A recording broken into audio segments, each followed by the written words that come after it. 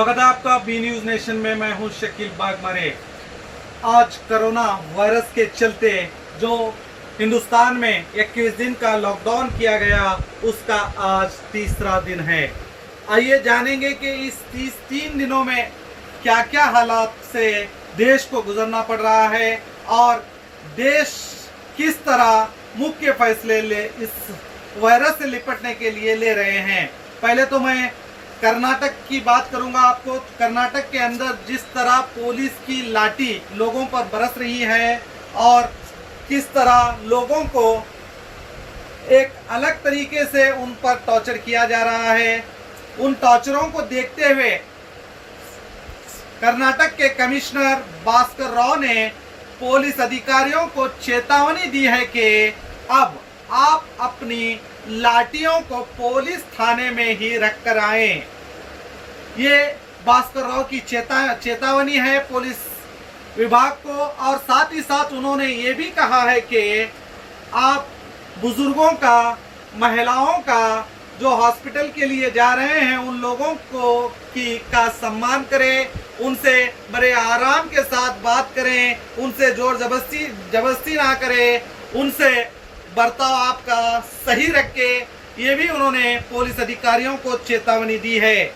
अब देखना है क्या भास्कर राव की चेतावनी के मुताबिक, उनके आदेश के मुताबिक कर्नाटक पुलिस क्या अमल करती है या नहीं। क्या सच में पुलिस अधिकारी जो अपने हाथ में लाठी पकड़े होते हैं, क्या वो लाठियां अब सच में पुलिस थानों में वो रखकर ही अपनी ड्यूटी निभाएंगे, ये भी देखेंगे। चलिए आइए जानते हैं कि इस वक्त दुनिया में कितने लोग इस खतरनाक वायरस बीमारी का शिकार हुए हैं। मैं स्क्रीन पर आपको ले जाना चाहूंगा। आप देख सकते हैं इस वक्त टोटल पूरी दुनिया में 5,49,604 लोग इस बीमारी के शिकार हो चुके हैं और 24,862 लोग अब तक मर चुके हैं इस बीमारी से।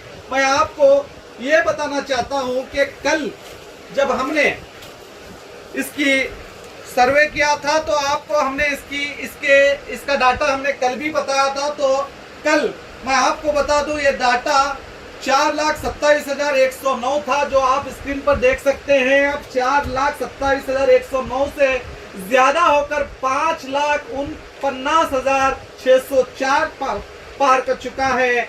यानी 1,22,449 ये पार कर चुका है। और इसी तरह कल का अगर डेथ रेट हम देखेंगे तो कल डेथ रेट था 21,307 और अब आप देख सकते हैं 24,862। यानी कि कल के मुकाबले आज का डेथ रेट है 3,555।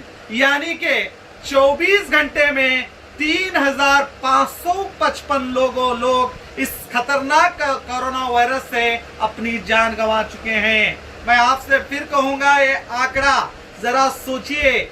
सिर्फ 24 घंटे के अंदर 3,555 लोगों की मौत हो चुकी है। ये बहुत बड़ा डाटा है। आप सोच सकते हैं कि 24 घंटे में 3,500 लोगों की जान गंवाना कोई मामूली बात नहीं है।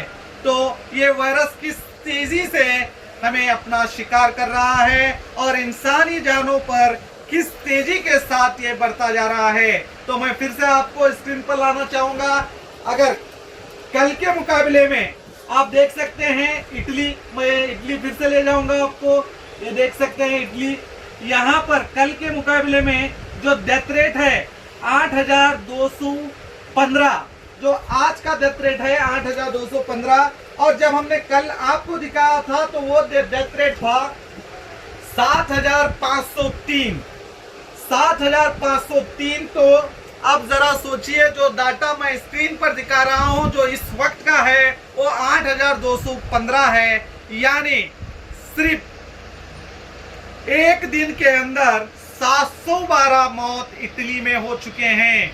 एक दिन में 712 मौत हो चुके हैं। जरा सोचिए ये किस तेजी के साथ ये बढ़ रहा है।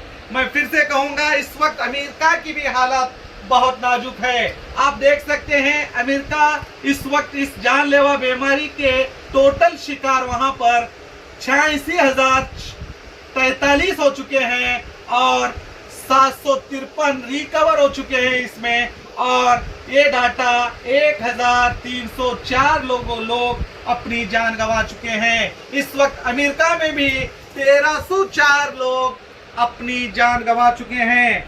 तो ये डाटा बढ़ते ही जा रहा है, ये थमने का नाम नहीं ले रहा। और इसी तरह अगर हम कर्नाटक की बात करेंगे तो मैं कर्नाटक को आता हूं।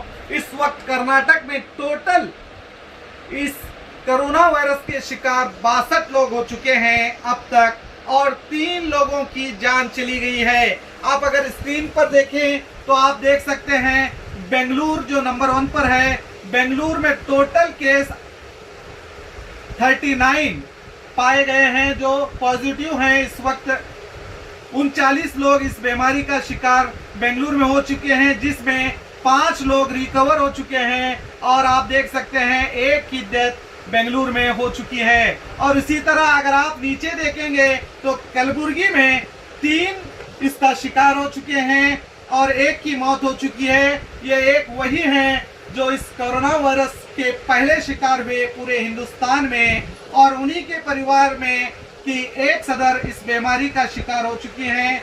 और इसी के साथ उनके जो डॉक्टर थे, जो फैमिली डॉक्टर थे, वो भी इस बीमारी का शिकार हो चुके हैं। यानी 2 लोग अभी इस बीमारी से लड़ रहे हैं। इसी तरह आप कोडगू को देख सकते हैं, यहाँ पर भी एक पेशेंट पॉजिटिव पाया गया है। इसी तरह चिकबल्लापुर में भी देखिए, वहां पर 3 पेशेंट पॉजिटिव हैं, और मैसूर में भी 3 पेशेंट इस बीमारी का शिकार हो चुके हैं। धारवाड़ में देखिए 1 पेशेंट, दक्षिण कन्नड़ा में देखिए 6 पेशेंट, उत्तर कन्नड़ा में देखिए 3, और दावनगिरी में देखिए 1, उडुपी में देखिए 1, तुमकुर में देखिए 1, यानी टोटल 62 इस कोरोना वायरस का शिकार हो चुके हैं। और इनमें 5 लोग ही इस बीमारी से निजात पा चुके हैं, यानी कि वो पूरी तरह से सेहतयाब हो चुके हैं। और अब तक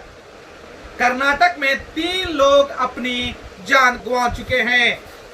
तो ये तादाद कर्नाटक में भी बढ़ती जा रही है। शुक्र ये मानिए कि कर्नाटक में अभी बहुत से जिले हैं, वो जिले अभी भी सेफ जोन माने जा रहे हैं। जैसे कि इन्हीं सेफ जोन जिलों में बीजापुर भी एक ऐसा जिला है जो सेफ जोन जिला माना जा रहा है।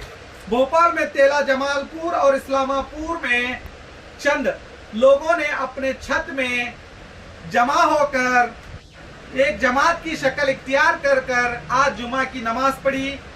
उसके बाद पुलिस वहां पर पहुंचकर 30 लोगों पर एफआईआर दर्ज किया है। आईपीसी धारा के तहत 269, 188, 170 को के तहत मामला दर्ज किया गया है। मैं फिर से कहूंगा कि जब सरकार और पुलिस अधिकारी यहाँ तक के उलमाए कराम भी कहने के बावजूद भी कुछ लोग उनकी बात ना मानते हुए छतों पर एक साथ जमा होकर नमाज पढ़ने की कोशिश करने के कारण उन 30 लोगों पर आईपीसी की धाराएं लगाकर उन पर एफआईआर दर्ज किया गया है।